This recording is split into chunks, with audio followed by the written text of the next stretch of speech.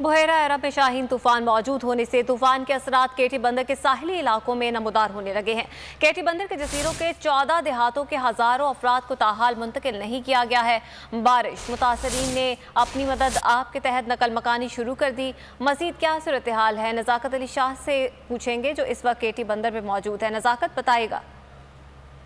हाँ जी बिल्कुल, मैं इस वक्त केटी बंदर के साहली इलाके पर मौजूद हूँ। यहाँ आप देख रहे हैं कि यहाँ पर जो मौसम इस वक्त अबर आलूद है और यहाँ पर जो मुख्तलिफ इलाकों पे जो केटी बंदर के वहाँ पर वक्फे से बारिश का सिलसिला भी जारी है। इस वक्त जो समंदर के अंदर जो माहीगीर जो गए थे वो अपनी कश्तियाँ वापस लेकर साहिल पर उन्होंने लंगर अंदाज कर दिए। इस वक्त जो तेज़ हवाओं का भी सिलसिला जारी है। मुख्तलिफ इलाकों से बारिश पड़ने के बाद जो सैलाब बारिश मुतासरीन थे वो अपनी मदद आपके तहत सड़कों पर उन्होंने पना ली है। उनका कहना है कि जो ज़िला इंतज़ामिया की जानिब से रेड अलर्ट जारी किया गया उस पर अमल न हो सका है। हमारे जो कुछ ऐसे भी देहात है वहाँ पर अभी तक जो बारिश मुतासरीन वहाँ पर मौजूद है उनको वहाँ से नहीं निकाला गया है। कुछ जो अपनी मदद आपके तहत यहाँ पर सड़कों पर जिन्होंने पना ली है उनको भी खाने पीने की अशिया के लिए कमी हो गई है, वो शदीद परेशान है। दूसरी जानब आपको यह बताया कि जो जज़ायर पर मौजूद 14 से 15 देहात है वहाँ पर जो